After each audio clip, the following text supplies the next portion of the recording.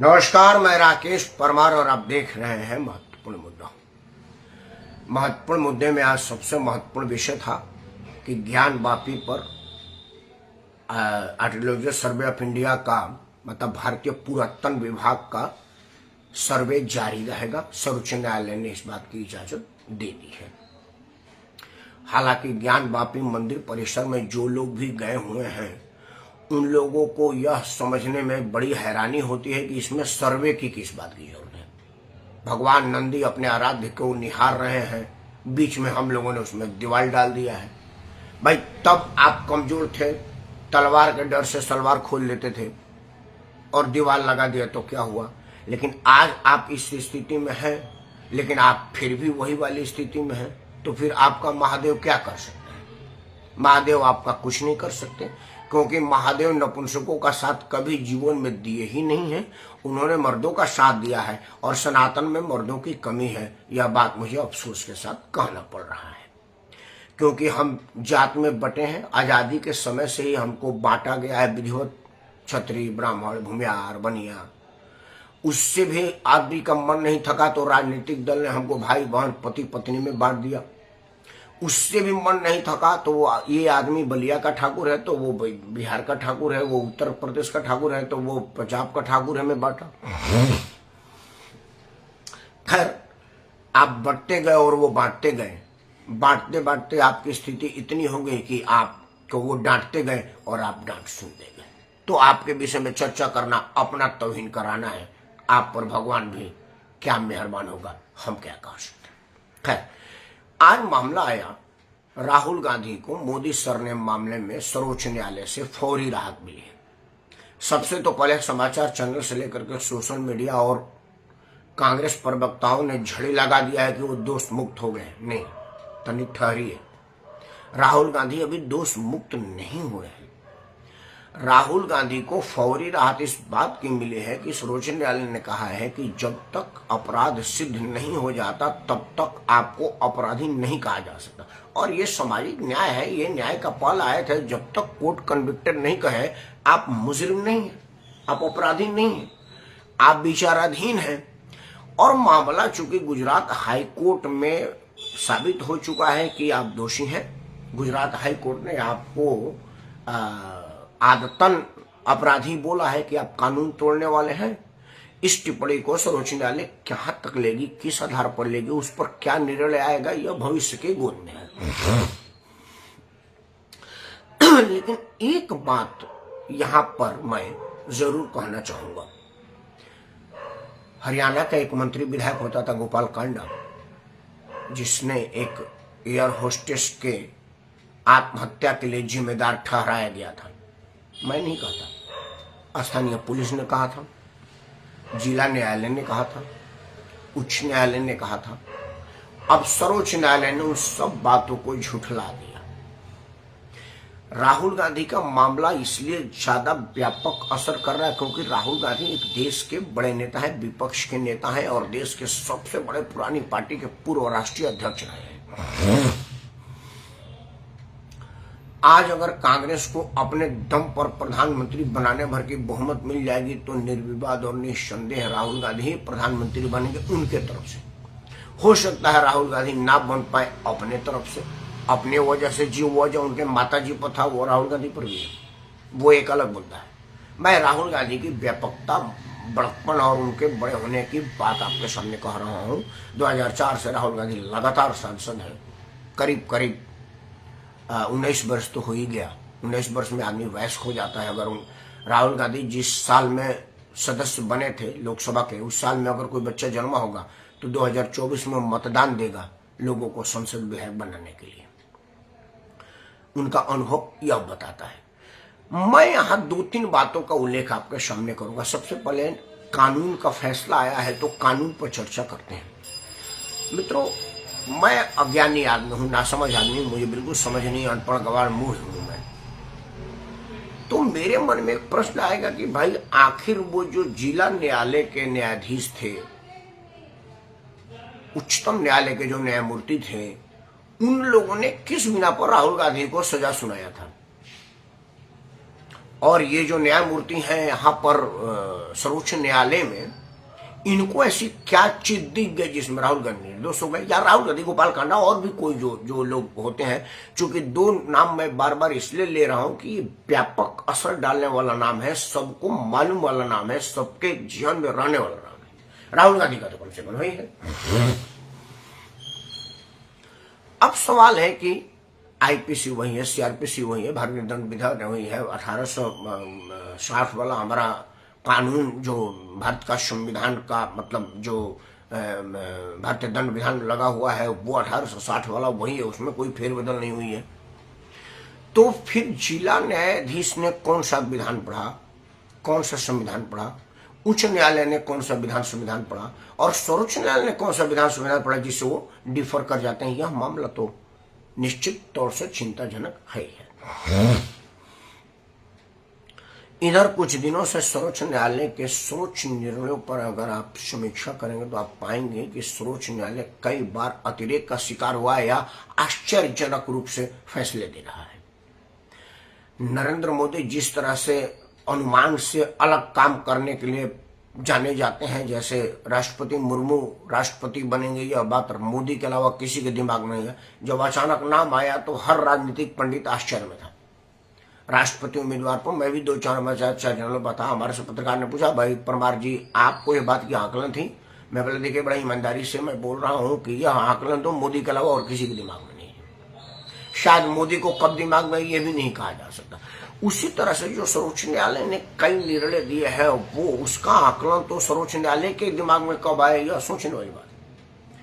जैसे वो एक बवाली महिला है, देश के एस्टेब्लिशमेंट के विरुद्ध काम करना उसका काम है, और ये साबित हो चुका है कि वो देश की एक सबसे पुरानी पार्टी की पेट करता है। और मोदी के विरुद्ध जब से मोदी गुजरात के मुख्यमंत्री बने हैं तब से वो लगातार षड्यंत्र करते हुए मोदी को बदनाम करने का सिलसिलेवार तरीके से काम करती हैं।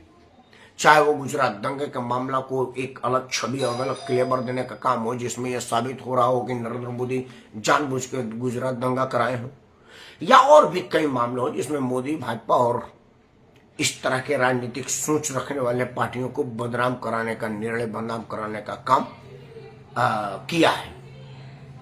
आज उस निर्णय पर जब उसके फेवर में एक निर्णय आया तो उसके हितों की रक्षा के लिए सर्वोच्च न्यायालय रात में बैठ गया। रात में इतना जरूरी तो था नहीं, हाई कोर्ट के निर्णय को पलटने के लिए आप रात में कोर्ट खोल दिए। यह कुछ चीजें हैं जो सोचने पर मजबूर करती हैं। जैसे भारत के राजधानी से मणिपुर देश का एक अलग छोर पर है, वो देश के बॉर्डर पर है।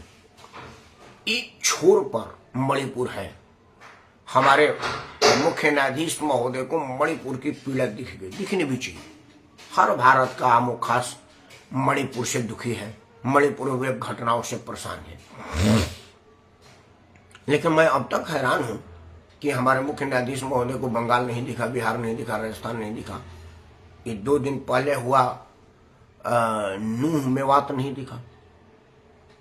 अब मैं अगर ये पहले सोच रहा था कि हो सकता है मोदी जी को भाजपा की सरकारें दिख रही हो, तो हरियाणा में भी तो भाजपा की सरकार है, और यहाँ जिस तरह से गाड़ियों में आग लगाई गई, जिस तरह से घेर करके लोगों को मारा गया, जिस तरह से हुड़दंग मचाया गया, जिस तरह से घटनास्थल से कई किलोमीटर दूर जाकर के साइबर थाने को फूंका गया, यह सब पर अब तक उच्चतम न्यायालय के उच्च न्यायाधीश महोदय के तरफ से यह निर्णय नहीं आया कि खट्टर साहब अगर आपसे कंट्रोल नहीं होता तो हम करेंगे। तो क्या यहाँ पर कोई मतलब मुसलमान हावी है और मोहनदास करमचंद गांधी की तरह से मुख्य न्यायाधीश महोदय भी यह देखते हैं कि अपराधी किस जाति, धर्म और समाज संप्रदाय का है? मैं विनम्रता से क्षमा मांगते हुए बात कहूंगा, कोई मोहनदास करमचंद गांधी नोआखाली घटना में जब मुसलमान जब तक हिंदू को काट रहा था वो चुपचाप बकरी का दूध पी रहे थे और मजे ले रहे थे, और अपने खबरियों से पूछ रहे थे कितना मरे आज हिंदू? 500, बड़ी कम मरे। नहीं सर 5000, अच्छा 5000 फिर भी कम मरे। लेकिन जैसे उनके खबरियों ने बताया कि भाई साहब अब पश्चिम बंगाल के आसपास आसनसोल वगैरह से, ये बिहार झारखंड के कुछ हिस्सों से लोग नवाखाली पहुंच गए हैं और अब संतुलित हो गया है मामला, हिंदू मुसलमान बराबर हो गया है, और अगर हिंदू मुसलमान बराबर हो जाएगा तो हो सकता है कुछ मुसलमान मारे जाए और हिंदू डोमिनेट करने लगे। बोला अच्छा एक बार जरा कंफर्म करके देखो। तो उनके खबरें ने बताया कि भाई साहब खबर बिल्कुल पक्की है, अब वहां पर हिंदू मुसलमान को काट रहा है। नोआखाली में मामला उल्टा हो गया है। उन्होंने बकरी का दूध का कटोरी फेंका और हड़ताल पर बैठ गए कि भाई साहब अब मैं अंजल छोड़ रहा हूं, मुसलमान काटे जा रहे हैं। मैं विनम्रता से क्षमा मांगते हुए कंडेम्ड ऑफ कोर्ट के डर से भयभीत कांपता हुआ राकेश वर्मा ये पूछ रहा हूं कि क्या उच्चतम न्यायालय के उच्च न्यायाधीश महोदय को मेवात मामले में सो मोटो लेने में इसीलिए डर लग रहा है कि वहां पर मुसलमान हिंदुओं को काटा है, गाड़ी चलाया है और बवाल मचाया है। और वो जो मणिपुर वाला मामला था उसमें कुकी और मैत्री समुदाय था, इसमें मुसलमान वाला कोई एंगल नहीं था। क्या उन्होंने इसलिए सो मोटो ले लिया? मैं ये आशंका जाहिर कर रहा हूं क्योंकि वहां वाला मामला से ये वाला मामला कम गंभीर नहीं है और कम खतरनाक नहीं है। देश भर में बवाल मचा हुआ है जिस तरह का मामला नूह मेवात हरियाणा में हुआ है। मामला आज हुआ नहीं था। मामला ये था कि राहुल गांधी का सजा पर अगर कुछ अलग निर्णय आता है तो उसको किस मापदंड में, किस खांचे में तोला जाएगा और उसका असर क्या होगा। 2 मिनट असर पर बात कर लेते हैं। मेरा यह शुरू से मानना है, मैं अपने चैनल पर भी बोला हूं और 2-3 चैनलों पर भी बोला हूं कि राहुल गांधी के मामले जितनी जल्दीबाजी केंद्र सरकार ने या लोकसभा सचिवालय ने दिखाया है वह यह बताने के लिए काफी है कि केंद्र सरकार डायरेक्टली राहुल गांधी का मदद कर रही थी, राजनीतिक लाभ पहुंचा रही थी। मेरा आशंका तो यह था और यह है भी कि राहुल गांधी को लाइमलाइट में बनाए रखने के लिए, उनको पॉलिटिक्स में रेलेवेंट बनाए रखने के लिए कर्नाटक में भारतीय जनता पार्टी ने अपना सर्वोच्च न लगाया ताकि वहां पर कांग्रेस जीत जाए, और कांग्रेस जीत जाएगा तो राहुल गांधी लाइमलाइट में आएंगे और उनका मेरिट बढ़ेगा। और अगर राहुल गांधी का मेरिट बढ़ेगा तो 24 में चुनाव लड़ना मोदी के लिए आसान हो जाएगा, क्योंकि हर राजनीतिक प्रतिद्वंदी या किसी भी फील्ड का प्रतिद्वंदी का यह इच्छा होती है कि मेरा प्रतिद्वंदी मुझसे बहुत कमजोर हो, कमतर हो और मैं निश्चिंत रहूं कि उससे मुकाबले में मैं जीत ही जाऊंगा, मुझे एफर्ट लगाने की जरूरत नहीं पड़ेगी और मेरा एफर्ट लेस विन होगा। यह हर आदमी चाहता है, मोदी चाहते हैं, इसमें कोई गलती नहीं है। यह इसलिए कह रहा हूं कि भाई आज सुप्रीम कोर्ट का फैसला आया, आज ही की तारीख में लोकसभा सचिवालय ने राहुल गांधी को डिस्क्वालीफाई कर दिया और संपदा विभाग ने 2 दिन का उनका बंगला खाली कर दिया। जबकि राहुल गांधी के बंगले के आसपास में 10-15 लोग ऐसे हैं जिनको मैं निजी तौर पर जानता हूँ। वो कांग्रेस के भी हैं, भाजपा के भी हैं, सपा के भी हैं, हर पार्टी के हैं। मतलब ये कोई जरूर नहीं कि उसमें भाजपा ये लोग पड़े हो, नहीं। गुलाम नबी आजाद भाजपा का नहीं है, अभी तक 5 नंबर साउथ एवेन्यू लेन पर कब्जा है उनका। मुरली मनोहर जोशी साहब कांग्रेस के नहीं है, आज भी उनका मकान कब्जा है। मेरिडियन के सामने है, वो रोड का नाम भूल गया हूँ मैं, लैंड मेडल के गेट के सामने है वो, पहले उसमें अटल जी हुआ करते थे। मतलब कई लोग हैं, ये तो 2 उदाहरण आपको दिया, उनको मकान जल्दीबाजी में खाली कराने की जल्दीबाजी केंद्र को नहीं लगी, संपदा विभाग को नहीं लगी। लेकिन राहुल गांधी के मामले में वो त्वरित कार्रवाई किए ताकि राहुल गांधी को मकान खाली करने का माइलेज मिले और वो पॉलिटिकल राइज करें।